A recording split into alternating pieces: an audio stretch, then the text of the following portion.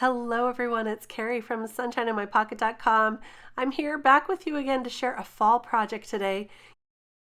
Using this fall mandala stencil, it is so beautiful. Sometimes all you really need to make a project pop is a beautiful stencil and some really great colors. Today I'm using some Distress Oxide colors, just in some fall colors. I'm starting off with Fossilized Amber, and then I'm moving on to some dried marigold. I also have spiced marmalade, and the last color here is crackling campfire. I love these colors for fall, and I'm using these and blending them right into each other. So I'll start blending those together, and then I'll go back through all of them again just to make sure I get a really nice blend between those colors. I'm using this orange on most of the rest of it here, but then I'll come in with a little of that crackling campfire, and that's really going to make it pop. It's a very bright and darker orange, which I think is gorgeous. It reminds me a little of a candy corn as well here. And that's kind of the look I'm going for with these fall colors. See how I'm blending them back through again? It's going to give us a really beautiful look when I peel off that stencil, and look at this. It's so pretty. I love this fall mandala stencil. We'll take a look. There we go. So now to go on top of that fall mandala, I have this smaller stamp set from Missing Stamps, and it's called Have a Heart. And it's a heart that looks like it came out of a middle slice of a tree here. So it's so pretty. I'm trying to decide if I'm going to stamp right directly onto this panel. And eventually, as I'm drying this, I'm thinking about it. I decide to stamp it off on a separate sheet of paper or cardstock. I'm using my Neenah Solar White 80-pound paper here. I'm stamping it down with a dark brown ink. This is a Memento Rich Cocoa ink, and I wanted that dark brown because it is kind of a fall color as well, and it'll go really nicely with those Oxide inks.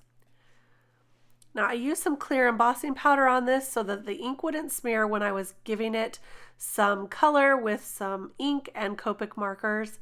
And you can see I'm starting out here by coloring it up very quickly with some antique linen distress ink. So this is ink and not the Oxide. And the only reason I went with the distress ink here is because I don't have antique linen in the Oxides. So I love the ink though. It's going to look great with the creamy background. And now I'm going to do a little more work on this, but first I need to cut it out. And this way, when I cut it out, I can give some darker ink colors around the edges.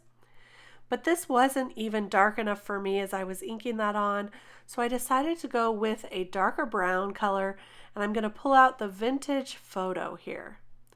And this is also distress ink because since I started with the distress ink, I'm going to keep on with it here and ink it up a little darker around the edges for that bark. So look at that, that's starting to look beautiful, but it still wasn't quite dark enough, so I'm going in with some Copic markers now, and this is going to give that edge of the bark just the right amount of darkness that we need. This is an E57, so it's a darker brown, and I'm just kind of coloring along the spots that I think would be the darkest, kind of near the center, and I'm just going all around the perimeter of that wooden heart. I really love this stamp. I also think it would be beautiful colored up in a bunch of different colors, which I haven't tried yet because I've always kept it looking like a slice of wood for some reason, but I don't know, one day I think I might try all the colors. So I'm blending that E57 out with an E55 marker, and you can see I'm just kind of taking my time and also going in a little on those fissures there in the center of the heart. So that's going to also give it some more drama and some interest. So I just finished that up here, and now I'm going to take a look, and yeah, look how that pops right off the background. For my sentiment, I'm going to use this stamp set here. This is also from Missing Stamps. It's from the Sunshine and Rainbows sentiment stamp set, and I'm just stamping out a sentiment that says have a beautiful day. Then I'll cut that down to fit on this strip right here, and now I'm going to pop up that wooden heart right on the center of this background. Just using some foam tape here, cutting it down, and I'll put that on right over the top, right in the center. And look how pretty that looks with that background stencil. Oh my.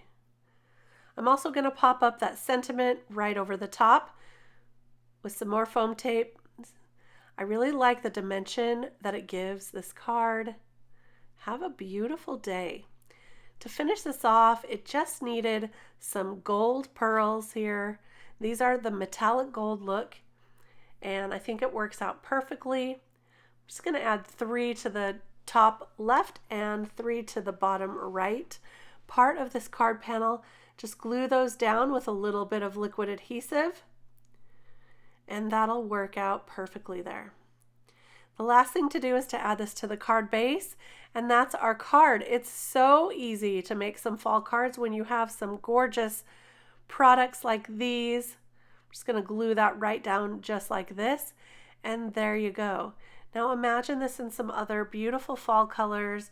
You can try switching the colors around as well, and look at that. Those gold metallic details just finish it off perfectly. I hope you enjoyed this look at our fall card made simple with some products from Miss Ink Stamps. Thank you so much for stopping by. Don't forget to give this video a thumbs up if you enjoyed it, and subscribe to the channel. We'd love to see you again. I'll be back real soon with more card making inspiration. We'll see you then. Bye-bye.